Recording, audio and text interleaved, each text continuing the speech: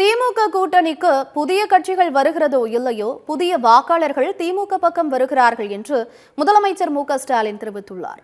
தொழில் முதலீடுகளை ஈர்க்க ஜெர்மனி, இங்கிலாந்து நாடுகளுக்கு முதலமைச்சர் மு.க.ஸ்டாலின் அரசுமுறை பயணம் மேற்கொண்டுள்ளார். அவரை அமைச்சர்கள், நிர்வாகிகள் வழி அனுப்பி வைத்தனர். ஜெர்மனி புறப்படுவதற்கு முன் விமான நிலையத்தில் செய்தியாளர்களை சந்தித்த முதலமைச்சர் ஸ்டாலின், தமிழ்நாட்டு மக்களின் அன்புடன் முதலீடுகளை ஈர்க்க ஒரு வார பயணமாக ஜெர்மனி, இங்கிலாந்து நாடுகளுக்கு பயணம் மேற்கொள்கிறேன் என்று கூறினார்.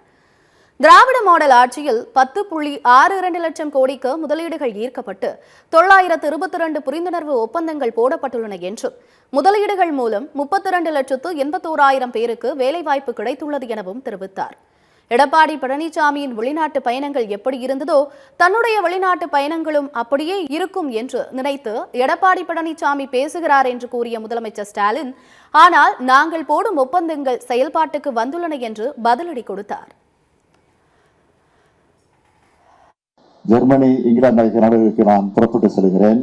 நாட்டிலேயே அதிவேகமாக வளர்ச்சி பாதையில் நடைபெறக்கூடிய நம்முடைய தமிழ்நாட்டை நோக்கி புதிய முதலீடுகளை ஈர்க்க நான் செல்லுகிறேன். என்னுடைய ஒவ்வொரு வெளிநாட்டு பயணத்திலையும் தமிழ்நாட்டில் முதலீடு செய்ய அழைப்பு விடுத்திருக்கிறேன்.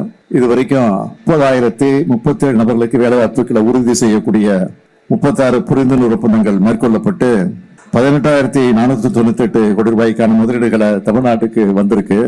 எதிர்க்கட்சி தலைவராக இருக்கக்கூடிய பழனிசாமி அவர்கள் இதை உறுதி கூட விமர்சனம் பண்ணியிருக்கிறாரு.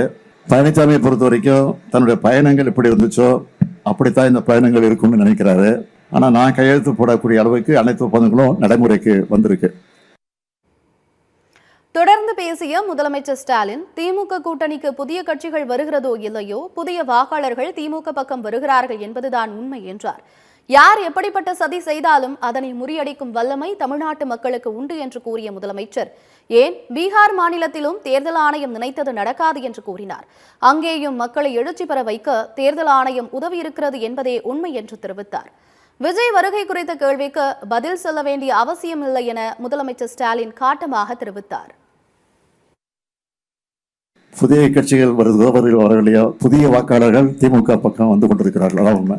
யார் எப்படிப்பட்ட சதி செஞ்சாலும் அதை முறியடிக்கிற வல்லமை தமிழ்நாட்டுக்கு உண்டு. ஏன் பீகார்ல கூட தேர்தல் ஆணையம் நினைச்சது நடக்காது. உண்மையா நான் போயிட்டு வந்த அனுபவத்தில் சொல்றேன். ஏன்னா அங்கேயும் மக்களை எழுச்சி பெற வைக்க தேர்தல் ஆணையம் உதவி செஞ்சிருக்கின்றதுதான் உண்மை. சொல்ல வேண்டிய அவசியம் இல்லை.